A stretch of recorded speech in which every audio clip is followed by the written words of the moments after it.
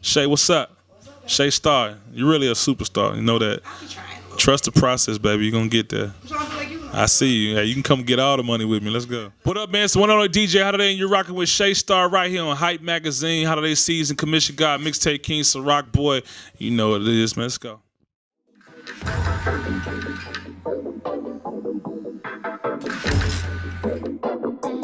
Now I know why they call you pro.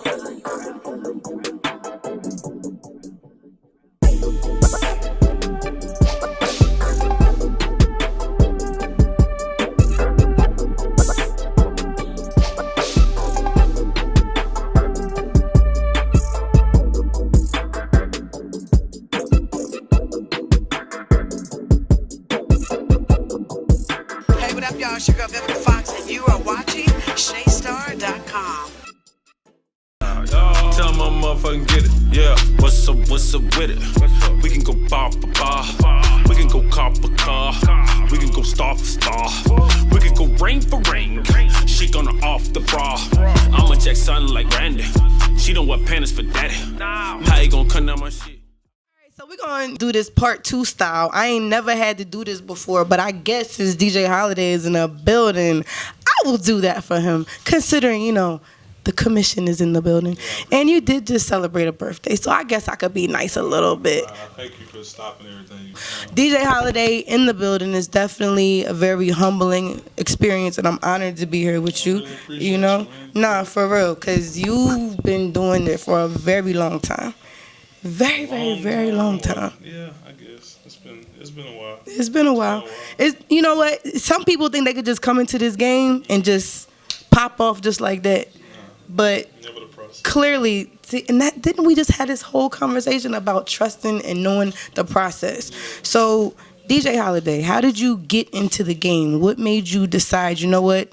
I'm going to be DJ Holiday. At the end of the day, it just was really about music, and I love music, and I love DJing, and kind of fell in love with it in college. I used to throw my own parties. I was broke as hell. I needed money, so I used to throw That's how parties. most of us start, right? Yeah, I used to throw parties at my house that I had rented out with like 4 other roommates, and they all got kind of expelled like the first year I got the crib. So Were y'all partying too much? like 2 of them had like babies, so they just like fuck. I hate college, and then like the other one was just like, I don't know, he just spazzed out and just went home. So I was the only one there, so I had to cover the rent for all 4 of us, and I just started throwing parties like every day. I mean, like anything you could think of, I threw parties for. Like I used to have like boxing tournaments in my living room. I used to have like Deltas versus AKA step-offs in my living room.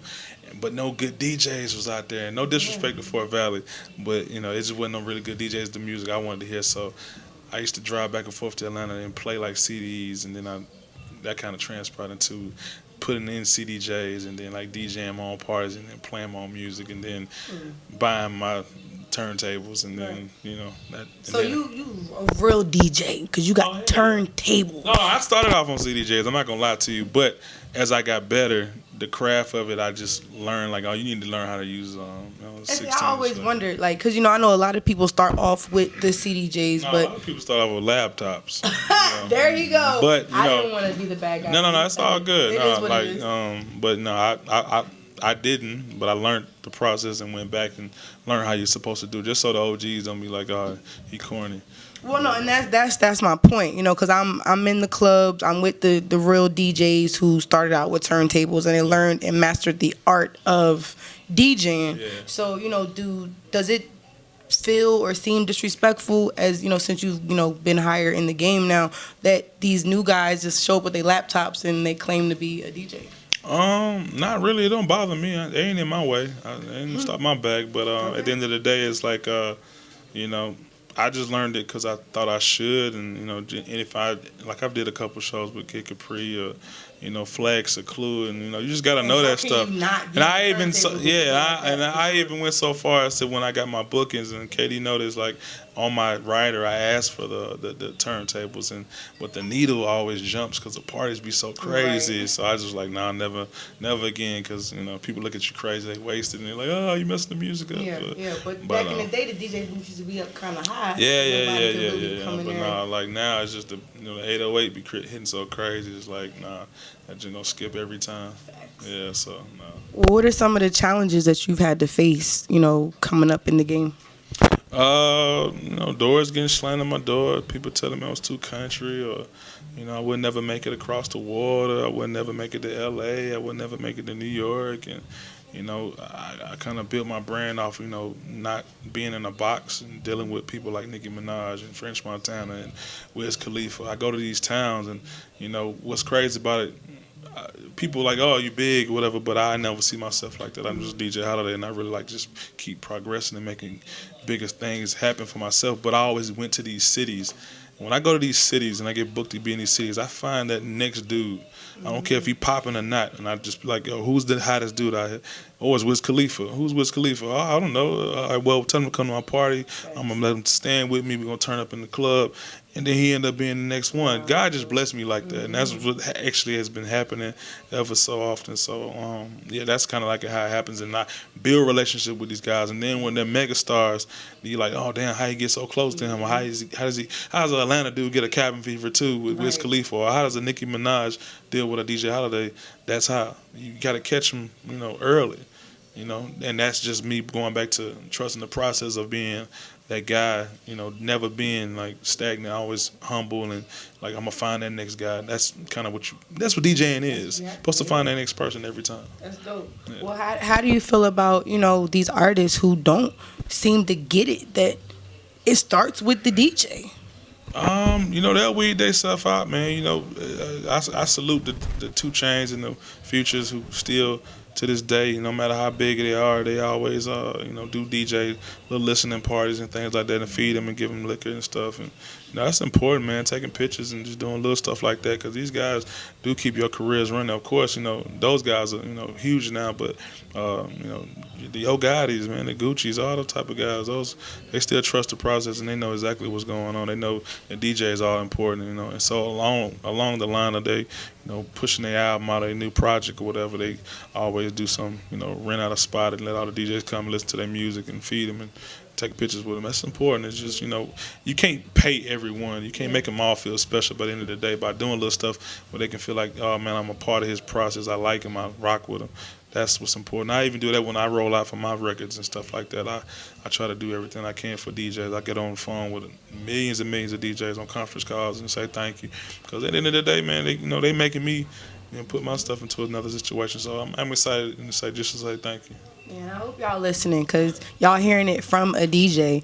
I came into the game as an artist, and I understood very early in my career that without the DJs, I wasn't shit.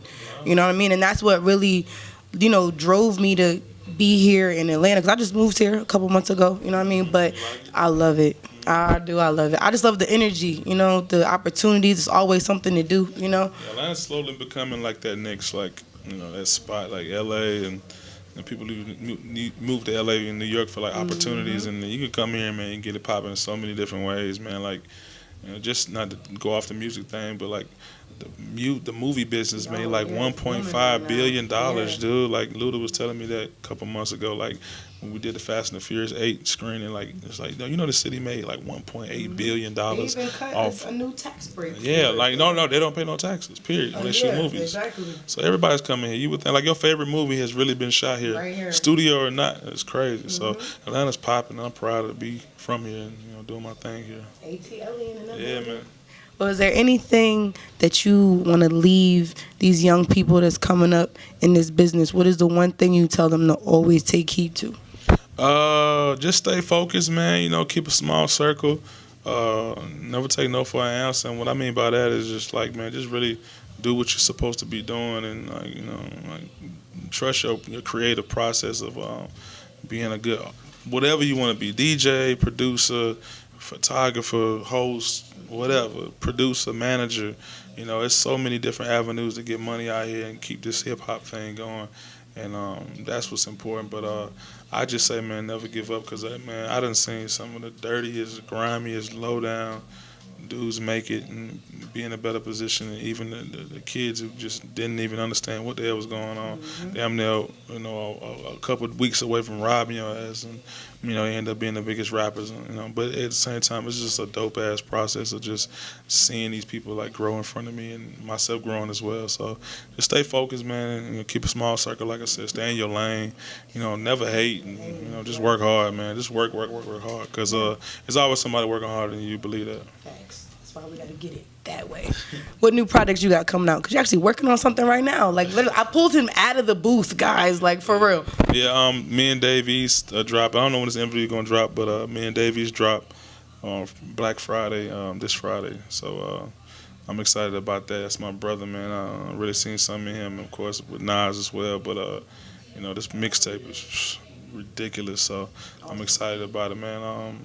Like I said, worked hard. yeah. No. Dave is like a special talent, man. For him to, hit my line and tell me he wanted to do something legendary and shut the city down, or the world down, actually. Because he actually came in for my birthday and did a big birthday party with me.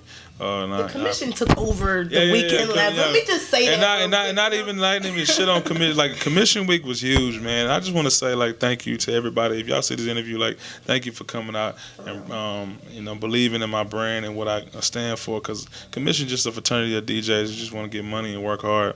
But we really did a good job this year, man. Like, this is the second year we did it.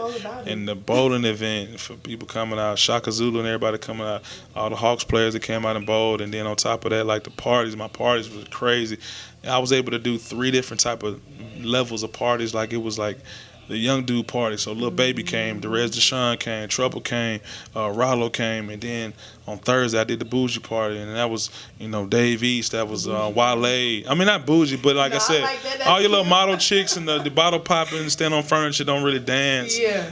Like the bougie party. Like you said. Yeah. So that was crazy. Carly B and Offset came, and it was Jermaine Dupri, my big OG. He came, and then on Friday I went to the hood and took Pee Wee Longway out there, and that was crazy. And then just to do all 3 of those levels and be who I am, to be able to touch all those different type of crowds in my city, man, is amazing. And for everybody to come out and support me, I really appreciate it. So that's cool, man. Commission week 3 or whatever, the 3rd annual one's coming soon. I'm excited about it. It's just happy, man. Well, just make sure I'm on the list. Katie, you know what I'm saying? You know what I mean? She got me, Yeah, Katie, I don't know. He might hit the phone back. I don't know, or he might call me like 2 minutes before I'm supposed to be there and tell me that. Katie only answer the phone for money. Man. Yeah. Be like, what you talking about? Well, I see this dude every day, so I want to make sure. You know what I mean? All right. Well, now this is family right here, so definitely shout out to you, DJ Holiday, and thank you very much for I appreciate it, man, so much. Thank y'all so much. Go get that Davies album, mixtape, whatever, when it come out. Black Friday, like I said. If it's out now, if this interview comes out later, but and then new singles on the way with OT Genesis and Offset and Wiz Khalifa. So we're excited about that too. So all of that. Yeah, well, man. We're not gonna hold him any longer. We definitely appreciate your time. We appreciate you, DJ Holiday. It's your girl Shay Star, and this concludes this week's wonderful episode of Headlines.